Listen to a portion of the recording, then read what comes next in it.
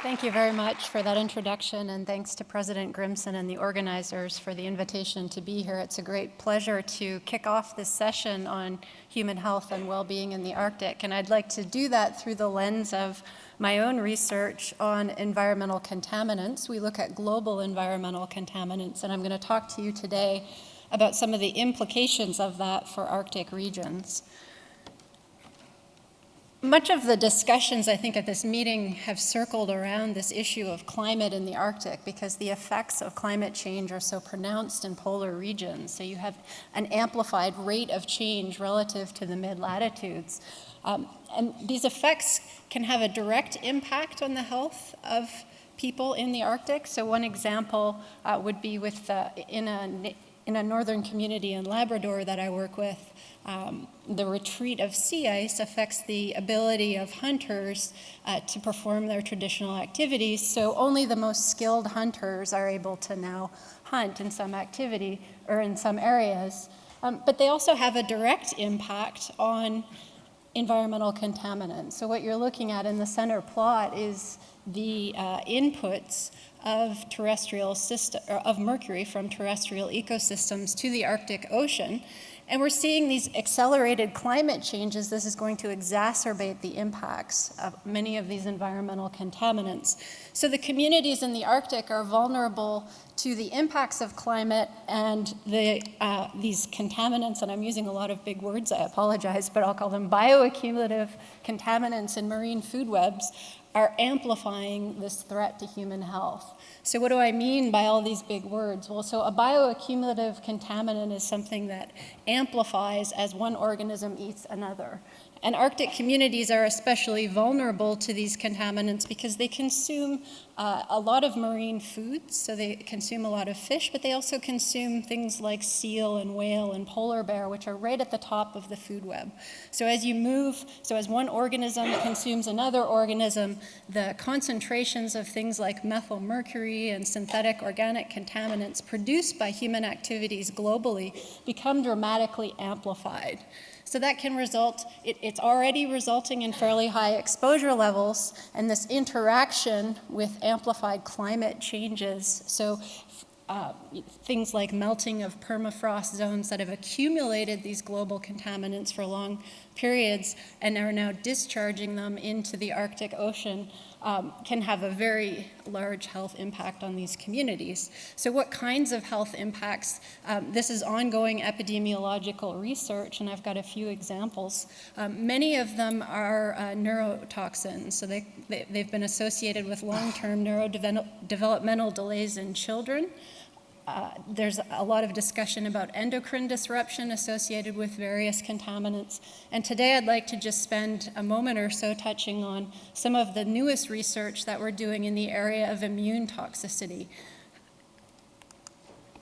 Again, I just wanted to re-emphasize this point about climate change and environmental contaminants are interwoven in their impacts, and that's what I mean when I say my group studies the biogeochemistry of these contaminants. So here's a relatively straightforward example where as seawater temperature increases, you see the metabolic activity of fish, in this case a cod, increasing, so it consumes more prey. The prey is the source of the contaminant, in this case methyl mercury. So in the red, you see a large increase in that fish as the temperature warms. Now, it's nuanced in that if temperature is elevated very dramatically, then the fish tend to move to other areas. But these are the kinds of effects that we're trying to quantify in association with exposures of these northern communities. We work specifically with several communities intensively, so we've set up long-term epidemiological work in some of these communities. Much of this work has been led by my colleague in the School of Public Health at Harvard and also associated with the Southern Denmark University, Philippe Grandjean, who established birth cohorts in the Faroe Islands in the mid-1980s.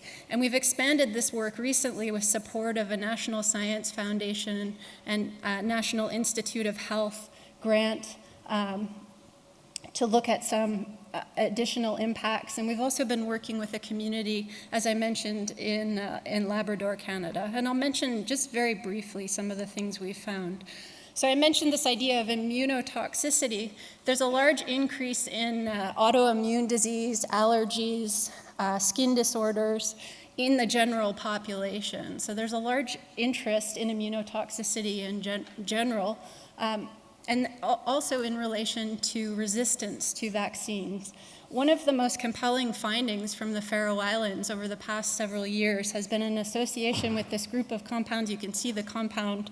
I won't bore you with the chemistry details, but these are fluorinated surfactants that have been used widely in global production since the late 1950s. And with these compounds, so what you're looking at is a plot of the concentrations in Faroese children at age 5, and their anti-diphtheria, so it's just a typical Tdap vaccine, and the vaccine antibody response is a measure of their whole immune system function, or it's meant to be an indicator of that. And what you see is for each doubling of these compounds, you see approximately a 50% decline in antibody production. So this is some of the most dramatic immunosuppression ever noted for an environmental contaminant. So we've really been pursuing this further, both in the Faroe Islands and with a new cohort in Nuuk and Greenland, looking at these responses in the population. And this is the epidemiology side of the work. My own work, so as I mentioned, this is in collaboration with my colleague Philippe Grandjean.